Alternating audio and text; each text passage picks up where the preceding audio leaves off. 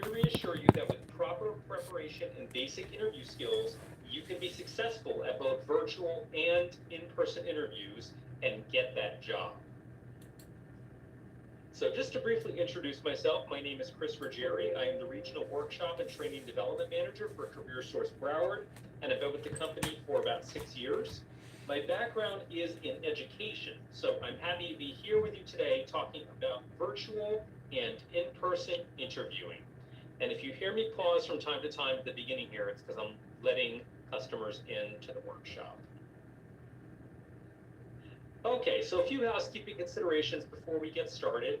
Please make sure that your device is fully charged or plugged in. Your battery will drain rapidly during Zoom presentations, especially if you are using a cell phone. If you are on a cell phone, please position it in the portrait orientation. If your phone is in the landscape orientation, at times you might not see the entire presentation slide on your screen. The video component will be switched off for all participants during the presentation. And to minimize background noises, all participants will be muted throughout the presentation. To react from a computer, you can use the chat feature, but please note that I'm the only facilitator for this workshop, so I'm not able to check the chat frequently. So if you have an urgent question or comment, please feel free to unmute yourself and speak, and then just remute yourself after you finish. Also, if you're having any trouble hearing me or my slides are not advancing, please let me know that right away.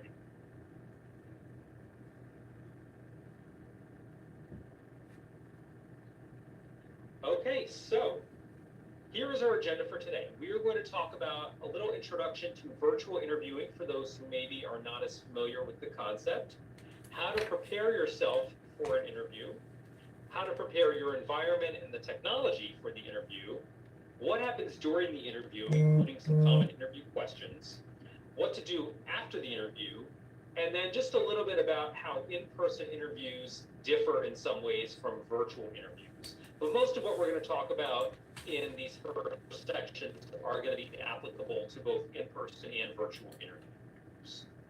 Okay, and I would like to mention as well that we have a companion workshop to this one called Telephone Interview Skills, which talks about that specific type of interview, which often is the first interview. If you're interested in taking that class, it will be this same time slot next Wednesday. We alternate between the two interview classes every Wednesday. Okay, and with that, moving on to virtual interviewing. So these types of interviews are done over a desktop or mobile device. And the interviewer may or may not be able to see you depending on the type of interview that it is. So at this time, I'd like to ask if someone can please go ahead and unmute themselves and tell us about a recent experience you had with a virtual interview. Can someone share with us what your experience was like with a virtual interview?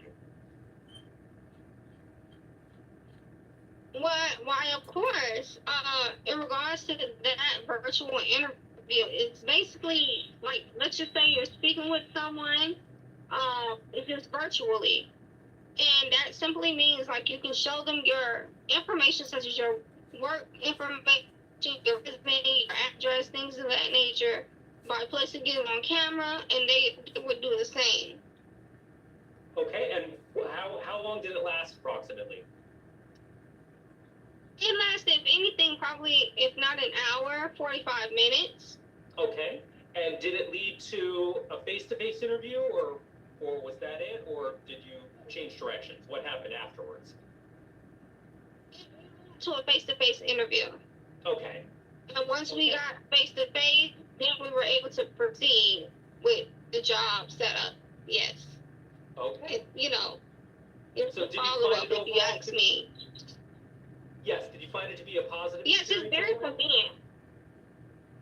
Oh, yes, of course. It definitely was a positive experience. And the great thing is that once you do the virtual interview, you see the interviewer face to face. Of course, you guys meet each other and you can get a tour of your workplace. Oh, this is where you're going to be. This is where you do this. This is where you do that, just to get an idea. It's very convenient, that I can say. Okay. Well, thank you very much for sharing that with us. I do appreciate it, and it sounds like that you did have a positive experience. So, for those who have maybe not had the same experience, maybe we're going to address some of the things today that might help you make it into a better experience for you the next time. So, video interviewing has grown since COVID and will continue to be a form of interview for job seekers. And there are similarities between telephone and virtual interviewing, but virtual has its own set of expectations and guidelines. So let's look at the two different types of interviews. So the first one is a one-way virtual interview. And this is the one where you are not interacting with a live person. And it's usually done early in the process, and it may actually replace the telephone interview as a screening tool. So with a one-way virtual interview, there are preset questions. And once you get the questions, you go ahead and record the answers. You record yourself on screen answering the questions. And you can see a lot of the major platforms that are used these days for one-way virtual interviews. You may have heard of some of these, HireVue, etc. And they really differ according to what the platform is. So some of them may or may not allow you to do a practice question. Some of them make you jump right in and answer the questions. And they also may vary with the timing and the recording of it. Some of them will give you unlimited time to answer the question. Others will place a restriction on you. And sometimes they will let you record it right away, and sometimes you can take your time with it. So it's a lot of, depending on which the platform is what kind of experience you're going to have. Now, people are generally familiar with the pros and cons of in-person interviews, but because they're less familiar, I just wanted to discuss some of the good things and bad things about virtual interviews. So there are definitely some advantages to one-way interviews. For one, they are efficient because recruiters can review many different candidate videos at their leisure, which speeds up the initial screening process for high-volume roles. And of course, we all want the job search process to be as quick as possible so we can find out what's happening. For convenience sake, candidates can record their answers when it's convenient for them. So because you are recording the answers in your own time, if you are an early morning person or a late night person or whenever it is best for you to record the answers, you can do that. And it's also convenient for the people who are reviewing the interviews because they can do it at any time of the day that works for them. There's also a principle that everyone receives the same standardized questions and the same amount of time to answer. With real people, they're always going to ask the questions slightly differently, and even if the wording is the same, the tone may differ. This way, we know that every person is getting exactly the same question, stated exactly the same way. And it does allow for flexibility because people from any geographic area can apply for a job using this format. But of course, there are some downsides to this format. One is that it can feel impersonal. Because you don't have that live interaction or immediate feedback, it can be a little bit isolating or discouraging. Another thing is that recruiters might form biased opinions based on your appearance or accent without that live interaction to influence their thinking otherwise. And unfortunately, because it is one way, there is no mechanism for dialogue. Candidates cannot ask any clarifying questions or receive any kind of real-time feedback. So that is our one-way interview. Now, the other type is the two-way video interview, which is what we heard about a little bit earlier. And that is a live interaction with a hiring manager or a recruiter. And this is usually your second conversation with the employer that would come after a telephone interview or after a one-way virtual interview. So they are similar in a lot of ways to in-person interviews in that they do live, real-time conversation. And typically you're using a video conferencing tool such as one of these. Could be on Zoom, which we're on right now, could be on Microsoft Teams or any of these. So these tools are used obviously for more than just interviews, but they are commonly used for two-way interviews as well.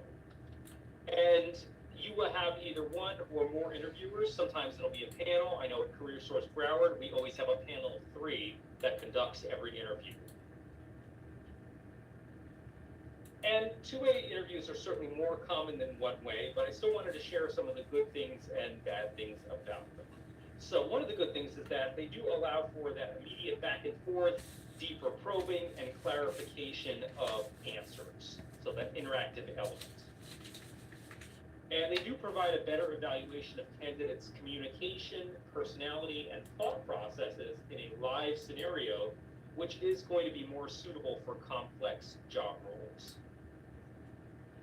And the personal and dynamic interaction of having that visual connection helps candidates and employers build rapport.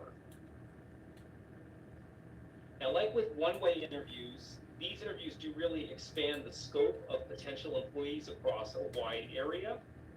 They can also remove traffic and parking issues, so we all know what South Florida traffic is like, and so not have to deal with that. Or when you get to the interview and you're not sure about parking, that can be challenging as well. Mm-hmm. So, but of course there are some drawbacks, and one of them is scheduling, because it does require coordinating schedules for both the interviewer and the candidate. And candidates have to answer in real time, just like in an in-person interview, so they don't get a do-over with their answers like they might in a one-way interview. And of course, because you're using a computer, there's always the potential for tech issues. Even though it's a live situation, it is dependent on technology to make it successful. Yes. So we do want to emphasize how important it is to be prepared for an interview. This is your big chance to make the impression that you want to with an employer. So it's important to put your best foot forward. And one thing that can really set you apart from other job seekers is if you've done your homework on the company. This is where you can demonstrate that you are willing to go that extra mile to learn about the company and this role for which you're going to be interviewing.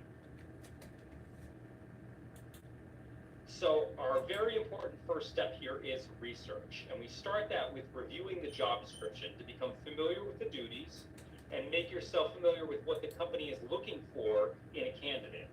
If there are terms that you're unfamiliar with in the job description or you just don't understand, this is the time to look them up. You also want to align your skills and experience with the position. So my suggestion for this is to make a table with 2 columns. Now you can do this in a Word document or on a spreadsheet or just by hand on a piece of paper, whatever works for you, but make a table with 2 columns. And on the left side, you're going to list all the specifics of the job description, every single item that they're asking for in the job description. On the right side, you're going to align your abilities, skills, talent, and experience with each item.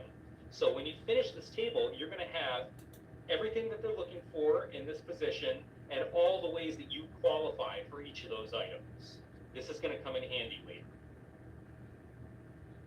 Next, you want to research the company to show your interest. So visit the company's website, visit their social media pages, focus on the specific duties of the company and the industry, as well as details like when it was founded, who was the CEO, what's the mission statement, any kind of statistics you can find out about the company, what goods and services are they producing. You want to know as much about the company as you can, so you're not walking in with ignorant of what they do. Right. Yes, and you want to find out about the interviewer using LinkedIn. So you may not know who the interviewer is, in which case, of course, you can't do this step. But if you're aware ahead of time of who's going to be interviewing you, you can just find out some quick information about them on LinkedIn. Most professionals do have a profile on LinkedIn. And just finding out things like what is the person's position, how many years have they been with the company, things like that might give you some insight into the best way to answer questions that this person is going to ask. If you are lucky enough to know someone who works in the company, ask them about the culture. Find out what kind of tone or vibe or outfit might help you get the job. This is a really great resource if you know somebody. And then, of course, you want to search for relevant interview questions. So we're going to look at some common interview questions later, but you do want to look up interview questions that are specific to your field as well. And finally, you're going to look for salary information on careeronestop.org to see what a reasonable salary range for someone in your field with your experience in your geographic area. Now, I just want to mention at this time, it's wonderful if you're taking notes, but I also want to let you know that at the end of this workshop, I will be providing you with a summary sheet which contains all the information and examples that we talk about in this workshop. So if you miss something, I don't want you to worry, because we'll have that summary sheet at the end of the workshop. Thank you kindly. You're welcome. So one thing that you'll always be asked to do is explain how you handle challenging situations or how you improve something. So one way to do this is to create an outline using the STAR method. And this involves taking an event and breaking it down into the situation, the tasks, the actions, and the results. So for example, let's say that you had to work on designing the schedule at your job, and you found that to be challenging. So the situation was you had to design the weekly work schedule. That was challenging. The task was to clarify the work schedule and make it better. The action was you surveyed all the employees, and the result was that you improved the schedule. So once you have that situation broken down into the STAR outline, you can use that to craft a story about the challenge and what you did. So using the example that I just gave, you could say, when I was responsible for creating the weekly schedule, I noticed that it was complicated and workers were unhappy. It would usually take up to 2 days to finalize the schedule, which was not efficient. I clarified the work schedule by surveying all the employees to determine which dates they absolutely could not work and then which dates they prefer. Based on their feedback, I created a new weekly schedule that provided the necessary coverage and improved employee satisfaction. So having this STAR method, this can be an additional item that you prepare in case you need to draw on it during the interview.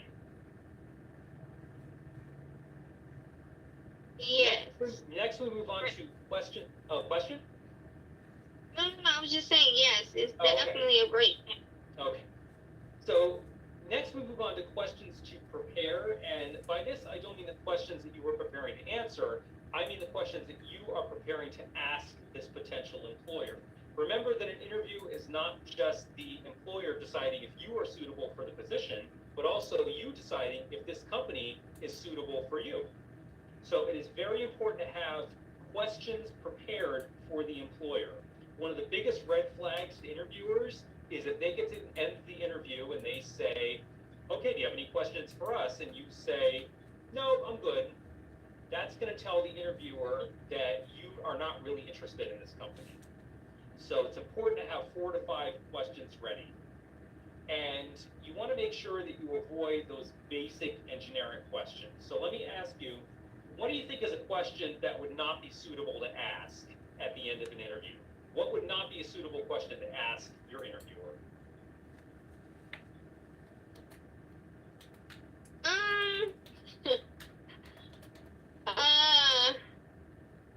Okay. When would I be able to request for a vacation to be off? Because I'm taking a vacation. I'm just thinking. Yes, that is a great example. That is not something that you want to bring up. Any kind of like vacation or leave days or time off, anything like that, would not be something that you would bring up at the end of the interview. All right, anyone else? Thank you. Can anyone else unmute and tell us what question you would ask, or you would not ask, I'm sorry. Anyone First, else? I put it in the chat. How much are you paying? Yes, that's another great question. Another great example of a question not to ask. You do not want to bring up salary yourself. If it's brought up, then you will have ways to answer it, which we will discuss as one of the questions, but that is not a topic that you want to bring up. So yes, those are good examples of questions that you would not ask. You would also not ask anything that's really obvious. Don't ask about something that's clearly stated in the job description, like, what would I do in this position? They're going to think, did this person not read the job description?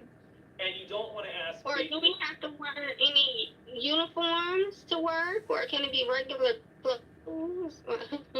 I mean, that might be okay to ask. I'm not sure, if that is an important question to ask. But you wouldn't want to ask, a generic question about the company. What does this company do? They're going to think, why are you interviewing for this company Right. if you don't even know what we do? So Excellent Exactly. questions. it is important to prioritize which questions you do ask because you may not have Right. time to ask all of them. And the types of questions that you want to make sure you're asking are in a couple of different categories. So one of them, you want to ask company culture questions, such as, how would you describe this team's culture and working dynamic? That's a great question that the interviewer will probably enjoy answering. You can also ask role and growth questions, such as, what are some of the biggest goals for this role in the next 6 to 12 months? Okay, that's showing that you're thinking about the future of the company and your future in the company Right. specifically. And then it's okay to ask Right. personal connection questions, such as, what do you enjoy most about working here? You know, if people are happy in their job, they like to talk about that. So I will have some other example questions in the summary sheet that you get at the end. Thank you. You're welcome. So your first impression is very important. So consider what you're going to wear, and here are some important tips for that. So for virtual interviews, you want to dress at the level you would for an in-person interview. So even though you're at home, you want to be attentive to hair and grooming, so no outrageous hairstyles, colors, etc. for a professional setting. Facial hair should be neat, clean, and well maintained. And you want to follow the company's standard of dress, whether that's formal, business casual, or casual. And choose an outfit that reflects the company's culture and dress code. So one way to do this is to research the website, especially their social media pages, and try and see what people are wearing who work at this company. You could ask a recruiter if you're working with one. You might even drive by the office and see if anybody's standing outside. We do suggest for this what we call the one level rule, which means that you should dress one level higher than what people in that workplace typically wear. So if the employees are usually dressed casual, you would dress business casual for the interview. If they're usually dressed business casual, you would dress formal for the interview, etc. Yeah. So you also want to be aware of what is showing on camera, how is it going to appear on the other end. So this will be the time to be very aware of cleavage. Make sure you're not showing anything. And this might seem like a silly thing to say, but make sure you wear pants. Some people think that because they're only being seen from the chest up, that it doesn't really matter if they're wearing, pajamas or underwear or nothing at all below the waist. But you never know when something is going to happen. There could be a knock at the door. You could drop something, an alarm could go off, and you may have to get up from your seat and be in full view, and you may not be thinking about it. So this has happened many times with people. So it is always a good idea to make sure that what you're wearing from the waist down matches what you're wearing from the waist up. Yes, You also sir. want to avoid distracting patterns or glaring colors. Busy patterns may look distracting. White, while it's very suitable to wear for an in-person interview, may be glaring on a computer screen. So for a virtual interview, we recommend simple, rich colors like pastels or deep purples and blues. Now, for an in-person interview, traditional colors may be more suitable, such as black, white, gray, or navy.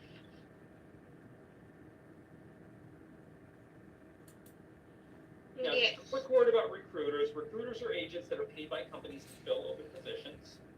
And if you are working with a recruiter, you definitely want to reach out to them before the interview and make sure that the recruiter has prepared you. They want to find suitable people for a position because that's how they get paid. So it is to their advantage to get you prepared and ready for the interview. You can find out about the interviewer or interviewers from the recruiter, find out how many people are going to interview you, what the hiring team will be looking for. If they're familiar with the company because they are an internal recruiter, meaning they only recruit for this one company, they really may be able to advise you as to the best way to respond to these particular interviewers.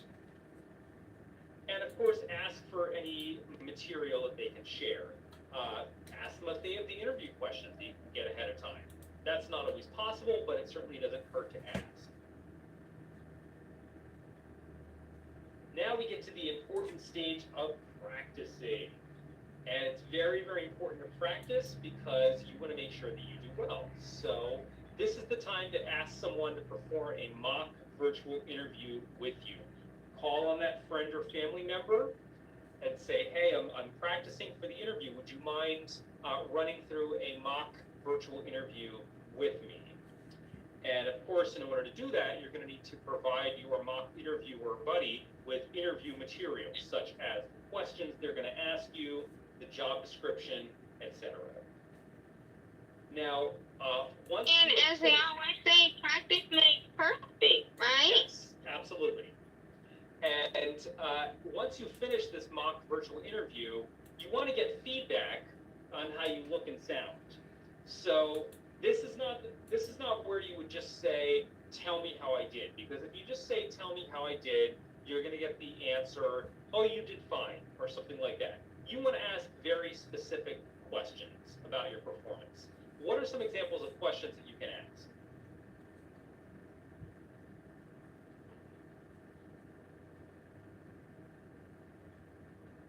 Can anyone tell me, after you finished your mock interview, what question can you ask? Okay. You can ask maybe what areas could I have improved on? Like, for example, how did I answer a specific question, or what I could have added to a specific answer? Yes, that is a great example. If you are focusing in on a specific question, how could I have improved that answer? That's a great example because we're looking for something specific there. So you can also ask about your tone. Did I come across as friendly? How did my outfit look? Did I look professional enough? Was I moving around too much? Was I fidgeting? How was my lighting? Did it light me up well enough? How was the background behind me? Did I seem knowledgeable? Did I seem credible? There's a lot of specific questions you can ask. Just don't ask, how did I do? Because then you get an equally generic answer. And then, of course, once you get those answers, adjust to the critique that you received and take that constructive criticism in the spirit it was intended. Yes. Right. Now, it's important to practice answering common interview questions, but like I said, you also want to do some research on questions that are going to be particular to your industry. For example, Right. if you are going for an interview as a firefighter, you're going to be answering very different interview questions than if you go for an interview as an accountant. Okay, so we will be going over some general interview questions in this workshop, but it is up to you to find out which ones are specific to your industry. Now, I do want to recommend our interview coaching and practice session workshop, which is every other Friday. In that workshop, you will get asked an interview question. Everyone's cameras are on in that workshop, and you get asked a question, you answer the question, and then everyone else on the workshop critiques your answer. So it's very intense, but it is fantastic practice for an interview if you've got one coming up. Yeah. Now, because this is 2026, I also want to mention how AI can be used for interview preparation. So there are many different AI services you can use, but they can all help you with this. There's some of the most common ones on the side. I'm sure everyone's heard of ChatGPT and probably some of these. Oh, yes, that's my favorite. Yes. ChatGPT. So select the one that works best for you, and you're going to construct a prompt by using the acronym ACE, which is the action, context, and expectation. And in fact, anytime you're using AI for any purpose, it's good to use ACE with your prompt, because the better your prompt is, the more accurate and helpful the answer you're going to get from AI is going to be. So this is a prompt right here. Can someone please read this out loud for us? Okay, please conduct a mock interview with me of 5 questions. The questions should be suitable for a second interview. Please ask the questions one at a time and critique my answers. Here is the description for the position. Okay, thank you. Well read.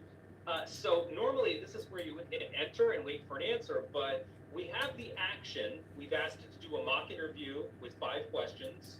We've given it the expectation. We've said have the questions be one at a time and critique my answers. But what's missing here is the context. So if we just hit enter right here, AI is not going to know anything about the job that we're applying for. So instead of hitting enter, you are going to copy the job description from the website that you found it from and paste the entire job description into this prompt. and then you're going to hit enter. And now AI has that context, and it's going to tailor this interview specifically to that job description, which is pretty amazing if you think about it. So it's going to give you an interview question, you're going to type your answer, hit enter, and you're going to receive a critique of your answer. It's going to tell you what you did well and how you could improve. And then it will move on to the next question. And you can even save or print out the entire conversation when you finish with the interview. So it truly is a remarkable tool and something that we wouldn't have been able to deal with even 2 years ago. So this is a fairly new tool that people are using, but very helpful. Now, with that being said, I do want to caution you when using AI. AI can make mistakes, so always verify any information that you get. And I don't know if you know, but you can always ask AI when it gives you some information. You can always ask, what is your source? And it will have to tell you what the source is. And remember as well, that AI does not replace a live person. So a live person can assess your tone, your volume, your friendliness, and other factors that are important in an interview. All AI is going to look at is the actual answer that you gave. So my recommendation is to go ahead and use AI for your mock interview, get some feedback on how you're answering the questions, and then ask your friend or family member to do the mock interview with you, and they can look at all those other things that AI would not be able to measure. Like I said, your tone, your volume, etc. So why not use every resource available, right? Right. Yes. Yes, so then we get to getting your technology ready prior to the interview, which is very important, as well as making sure that everything looks suitable behind and around you. So these are some tips to help you maximize your chances at acing the interview. So you want to choose a quiet place without interruptions, and that may not always be possible because of children or pets, but this may be that time to call in a favor from someone to watch them. Hey, I've got this virtual interview coming up, would you mind watching my kid for an hour? Now, if you have the option to plug in an Ethernet cable directly to your router rather than using Wi-Fi, do that, especially if you regularly have connection instability. If you don't understand what I just said, that's okay. It's not going to affect many people, but if possible, if you have the option of using an Ethernet cable instead of Wi-Fi, that might just improve your connection a little bit. Yes, it will. Yes. So you also want to set the room at a comfortable temperature. You don't want to be sitting there sweating or shivering on camera because you didn't think to adjust the room temperature ahead of time. Now, for the space you've set aside for your interview, make sure the background has a plain wall, if possible. If you can pick the room, the best options for colors are neutral ones, like tan, gray, light blue, etc. Consider also what your skin color is going to look like against the wall. If you are someone who is very pale and you sit against a very light wall, you may get washed out. So if you have any unusual artwork or a bookshelf full of interesting looking books, you maybe want to set that aside or cover it up, because you don't want the interviewers more interested in what's behind you than in you. Now, blurring your background is possible in Zoom and Microsoft Teams, which are likely to be the platforms used for virtual interviews. But if you blur your background, make sure you don't move around too much, or if you lean to the side, that body part may vanish. And that's a little distracting to the interviewers. Now, one of the advantages of virtual interviews is that you can have your notes. You can have your resume, your job description, your questions that you're going to ask, and other materials on hand, which is wonderful. So make sure that they are easily within reach and well organized. Even though you may have notes, you have to be careful not to refer to them often, because looking down on camera makes you appear to have your eyes closed. Now, we also recommend using a chair with a stiff back for support. Our posture can affect how we perform, and sitting in a slouchy chair does not put us in a professional mindset.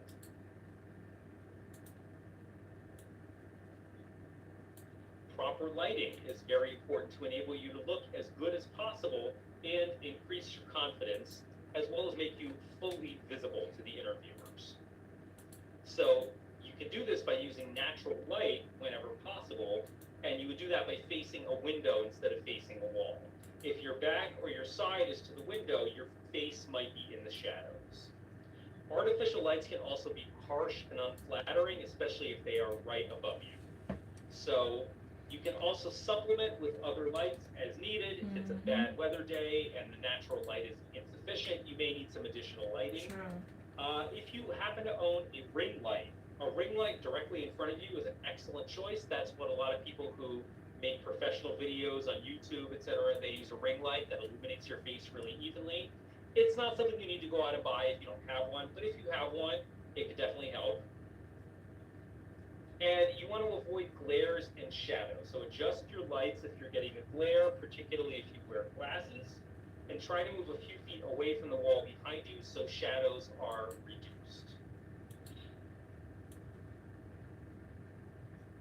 Not only preparing the environment, but also the technology is very important.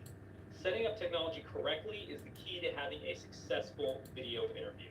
So some tips for that is first to get familiar with the software needed for the interview ahead of time. If it's something that you're going to need to download, go ahead and do that. If you need to have an account in order to use it, set that up ahead of time. If you don't know how to navigate around the platform, check out some YouTube videos in order to familiarize yourself. There's a ton of YouTube videos out there on every platform that you might be using. So make sure you know how to start and end the session and how to share your screen in case they want to see something. You also have to become acquainted with the audio device. Now, most computers have a built-in microphone that should be sufficient for this purpose. Figure out how to adjust the volume, making sure you're not too loud or too soft. Two quick stories here. I've been on many interview panels as a staff member at Career Source Broward, and we had one virtual interview with a gentleman who was so loud that his voice was actually distorting the speakers. And so shortly into the interview, we said, "Sir, would you mind just turning your volume down a little bit, please? It's coming through very distorted because it's so loud." And he said, "I don't know how." So we had to finish the rest of the interview with him with a distorted voice, and obviously we did not hire him. Another person that we had, this is a lady who it was the opposite problem. We were really struggling to hear her because she was so quiet. And we said, "Ma'am, we're really having a hard time understanding you. Would you please turn up your volume on your computer?" And she said, "I don't know how." And so, needless to say, she did not get the job either. Now, Well, just to yes. ask, you don't have a hard time hearing me, right? I'm not too low, am I? No, not at all. Thank But you. the important thing is, it's not so much whether you're too loud or too quiet, it's if the interviewer asks you to adjust it one way or the other, do you know how to do that in that moment? That's the important thing. So, now it is possible to use your phone for a virtual interview, but it's considered more professional and recommended to use a laptop or a PC. Phones are less stable. They may not have all the features of the platform needed to make it work well, and they make it harder for you to see your interviewer. So we do strongly recommend to use a computer rather than your phone for the interview. Now, your computer may or may not have a built-in camera. If it does not, you will need to borrow or purchase an external webcam. They look like this. Most computers have one anyway. So you also want to position the camera correctly. So this is important. You're placing the camera at your eye or nose level. If necessary, you can go ahead and stack some books or use a stand to elevate your computer, but you want it at the proper level. And then you would frame yourself properly, meaning that you position yourself with your face in the center of the frame, visible from your upper chest and shoulders up, and avoid those unflattering angles. Now, maintaining eye contact is a little bit tricky. You want to focus your gaze directly into the camera lens when you are speaking, rather than the screen or yourself on the screen. And that's tricky because we like to look at who we're talking to. But Unfortunately, if you look at who you're talking to rather than directly in the lens, it may appear that you're looking down. So try to make yourself look directly into the lens when you're talking. Now, when the interviewer is speaking to you, you can look at the screen in order to read nonverbal cues, but periodically look to the camera as well. And finally, make sure you set everything in advance. Get your camera and your audio settings in place well before the interview and double check your settings. Now, your ability to communicate in an interview is a determining factor that will separate you from other candidates. The interview has arrived. This is your chance to be impressive with your words, your tone, and your body language. And in an interview, you have the opportunity to demonstrate professional behavior right from the beginning, so make every moment count. Now, in terms of conducting yourself professionally, a few tips here. Try to match the interviewer's energy and pace by following their lead and mirroring their tone. Now, people often start off an interview timidly, so force yourself to speak at a slightly louder volume and make sure that you are enunciating clearly. Similarly, sometimes people tend to talk too fast when they're nervous, so consciously slow yourself down when you're speaking. But of course, don't speak too slow. Hit that happy medium. We tend to think about what we're going to say, but it's very important to listen carefully and never, ever interrupt the interviewer.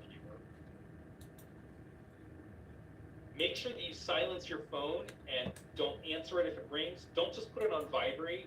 Shut the sound off completely. You don't need any distractions while you're interviewing. And finally, answer all parts of the question that are asked. So some questions may be multi-part questions. I know at Career Source Broward, our interviews do contain multi-part questions. Now, you may ask for a repeat if it's a long question, and you may even follow up your answer with, did I answer every part of the question?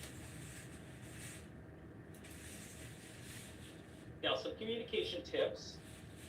You're going for a concise answer, trying to answer the question briefly without rambling. There is an art to answering a question in a concise way. Now, you can be concise, but you also want to ensure that you are fully answering each question. So never respond with yes or no and just leave it at that. For speech, try to avoid filler words such as you know, like, and words like that. Also avoid slang terms. And be familiar with and try to utilize common language for your industry because that adds to your credibility. Don't be too casual because this is a formal situation. And we do recommend avoiding humor because you don't know the interviewer's humor style. You can be friendly without being casual or funny. Now, some silence is normal because the interviewer may be taking notes, but if you feel like it's a long pause, the interviewer might be waiting for you to elaborate on your answer. Do not smoke, eat, or drive during the interview. Now, that may seem like a strange thing to say, drive, but another little story. I did conduct an interview as part of a panel where the candidate we were interviewing did the entire interview while driving on 95. She was on her phone and had her phone on the dashboard of the car, and we're watching traffic race around her, and she's changing lanes and all this throughout the entire interview. It was nerve-wracking, very uncomfortable. The woman didn't actually do too bad answering the questions, but we thought that showed such a complete lack of judgment on her part that she was not considered for moving on to the next level. So don't drive while you're interviewing because 100% of your attention should be on the interview. And of course, when you're driving, 100% of your attention should be on the road. So you can't do those two things at the same time and be safe. Seriously. Yes. And always be ready when the interview is set to begin. You should arrive 10 minutes, and when I say arrive, I mean log on and try to connect 10 minutes early, Most likely you will sit in the waiting room as you did for this workshop until the person lets you in, but always be early. Don't have them start the interview and you are not there yet. And finally, vary your speaking tone to create emphasis. Do not be monotone because the last thing you want to do is bore your interviewer. Compare the way I say these two statements. During my time with the company, I contributed to a 16% increase in sales productivity. As compared to, during my time with the company, I contributed to a 16% increase in sales productivity. You hear the difference. Now, what happens if there is a tech issue? The most common tech issue would be a failed connection. So try to rejoin the call immediately if you are disconnected. Briefly apologize without over-explaining. Say, I apologize for the technical issue. I'm in a good spot to continue now. Confirm where to restart. We were discussing my experience with project management. Would you like me to continue from there? If you're unsuccessful in rejoining the video call, try to rejoin through another computer or by your cell phone. If none of these work, call by telephone and ask how the interviewers would like to proceed. The most important thing here is to have some alternatives pre-planned, like having a second computer available or knowing the phone number to call. So the other issue that you may encounter is if there's an unexpected interruption, something like a knock on the door or an alarm goes off, something that you can't ignore. So first, just apologize for the interruption, and then request a moment. May I have 15 seconds to address this? And then finally, resume professionally. Thank you for your patience. We were discussing.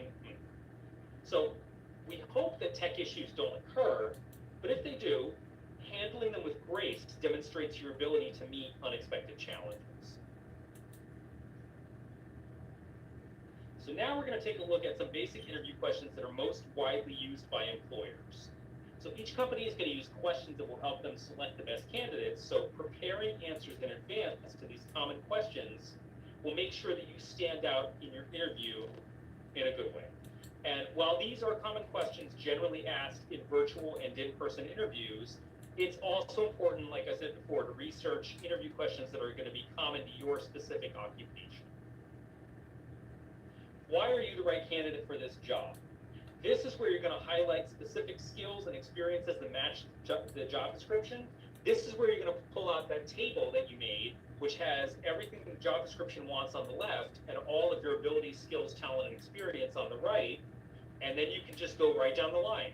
You said you want this, I've got this. You said you want this, I can do this, right down the line. And that will demonstrate your alignment with the company's mission, values, culture, anything else that you can bring to the team, specific qualities, skills, etc.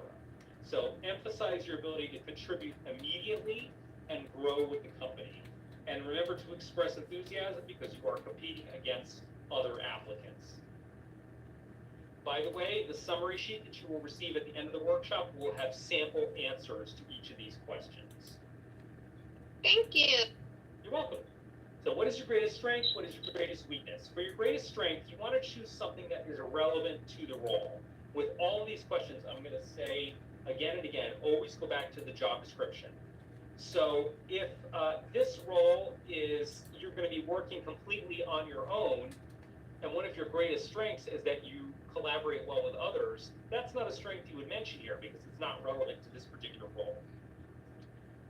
For your greatest weakness, you could say something like, at the start of my career, I struggled with managing my time. I missed deadlines and was often late. I knew I had to fix it, so I started using my calendar app with reminders and time tracking. It really helped, and now I'm known for being on time and staying organized. So what we did here, we avoided cliches like, oh, my weakness is that I work too hard, or my weakness is that I'm too nice. Don't say things like that. You want to pick a real weakness, but a manageable one. And then you want to show that self-awareness that you knew you had a problem and a proactive approach to improvement, that you took the initiative to take care of that and address that weakness. And then finally, you emphasized your growth, how you turn that weakness into a learning opportunity. So you've just taken this question about your greatest weakness and illustrated one of your strengths. but you did it in a clever way. So, can you tell me about a time you faced a challenge at work and how you handled it? This is where you're going to use the STAR method for that, the challenge that you came up with, and talk about how your thought process and decision making solved that problem, highlight that positive outcome and what you learned from it. How do you manage your time and prioritize tasks with competing deadlines? So this is where you can mention specific tools or systems you can use. Anytime you can be specific, that's advisable. So calendars, task management apps, etc. You can talk about how you assess urgency versus whether something is important, and give an example of a time you successfully juggled multiple priorities. Specific examples are always going to be more useful to the interviewer than just a general answer to the question. How would you handle conflict with a coworker or supervisor? So in this case, you want to emphasize your emotional intelligence and your professionalism. So talk about active listening, talk about trying to understand the other perspective, and mention your commitment to conflict prevention, conflict management, and conflict resolution. So in your example that you give, make sure you show how you maintain trust and respect for the other person. Where do you see yourself in the next 2 to 5 years? So for this one, you don't want to say something like, oh, in the next 2 to 5 years, I won't be here. I'll be in a better job. You don't want to say, oh, I'm going to be retired in 3 years. And you don't want to say, oh, I'll be your boss in 3 years. I'm going to run in this company in 3 years. So you want to make sure that your answer shows ambition, but it remains realistic and flexible, and emphasize your desire for long-term contribution and impact in the company. Basically, the company wants to know, are you worth us investing our time and money in you, or are you going to be out of here in 2 years? Yep, that's correct. Yep. So, the question of what did you like the most about your last position and what did you like the least? For what you like the most, pick something relevant to the new role. So again, return to that job description, see what they're looking for, and find something in this job description that is something that you also liked in your last job, and talk about how that shaped your career goals, your preferences, etc. For what did you like the least? Be honest but diplomatic. So avoid negativity or blaming. You never want to criticize a past employer because you just don't know who knows who. So focus on something, if you can, that's not relevant to the current job. For example, let's say that you disliked working alone and you know that this position involves a lot of collaboration. You could say, oh, what I liked least was working alone, because that is not going to be applicable in this job, so it won't matter. And here's the salary question. What are your salary expectations? So if the salary range was stated in the job description and you are comfortable with it, which you should be if you're applying for the job, you can state that. If the salary range was not stated, this is where you're going to draw on your research. As I told you, careeronestop.org, that will be in the summary sheet as well. Find out ahead of time what you are worth and offer a range based on your experience and location.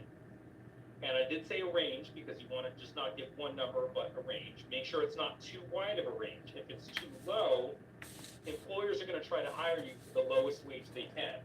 So don't undermine yourself. Yeah. But Right. also don't go too high, because employers may consider you too expensive and disqualify you from consideration. And then after you see the range, you can finish by saying that you are open to negotiation. Yeah, I was just going to ask. Saying open, is that good? But you just said, yeah, that's a good one to Give say. the range so they know where you're coming from, but then leave it that you are open to negotiating. So, okay, so now we've reached the end of the interview. This is your last chance to leave an impression with the employer, so keep your presentation strong right up to the end. Answer any final questions, even if you think you're bombing the interview. Be persistent and close in a strong way, because you may be doing better than you think. And get permission to ask closing questions. If the interview is drawing to an end and the employer has not asked you if you have any questions, get permission to ask some. and then ask at least 2 of your prepared questions. Now, I mentioned earlier you should prioritize what you want to ask because some of your questions may have been answered in the course of the interview, and you may only have time for 1 question or 2 questions. So make sure they're the ones that you want to ask. And then, in a sincere and meaningful way, say thank you for your time today. I've enjoyed learning more about the position and the company. You're showing that genuine interest in the position by reiterating the value that you can bring to the company. And then finish by asking about what the next steps are. And don't make assumptions either way. If you think that you aced the interview or you think that you bombed the interview, still state that you will be following up. And now the actual interview is over, but keeping the communication going and showing genuine interest impresses interviewers. So some practices for the all-important follow-up after the interview. The most important one is send a thank you email within 24 to 48 hours. And this will be sent to the person who interviewed you or to the person, if you don't have that person's name, send it to the person who arranged the interview. If you were interviewed by more than one person, send a thank you note to each one. In the subject line, you're going to say thank you, dash the name of the position, express your gratitude by giving thanks again, reiterate your interest and excitement about the opportunity, briefly mention your strengths or something that's memorable about the interview. Remember, this interviewer may have been working with 100 different applicants, so something that stood out in the interview, mention that to refresh their memory. And then make a phone call within 3 to 4 days after sending your thank you email to follow up and check on the status of your application. Now, if you're successful in convincing an employer that you're a qualified candidate after your initial or second interview, you may be asked to come to their location and interview in person. Most features of interviews are the same, regardless of whether they're virtual or in person, but there are some items to note that are specific to interviews, in-person interviews. So very quickly, I'm just going to go over them. I know we're running low on time. So in comparison as to which one is better or worse, well, with a virtual interview, you can use notes, cheat sheets, and any other materials that you want to, which provides a safety net for your performance. But in an in-person interview, that offers direct, real-life, face-to-face interaction with an entire person, not just from the chest up, in the same lighting and environment that you are in. On the other hand, virtual interviews are in your space and comfortable surroundings so they can reduce your stress levels so you are less anxious during the interview. On the other hand, in-person interviews are better for building rapport and assessing social skills, which is great for those who excel at making strong, positive, face-to-face impressions. And then it's kind of a draw when it comes to logistics because virtual interviews have the potential for technical difficulties, but in-person interviews require more time, money, and effort for both parties. So with an in-person interview,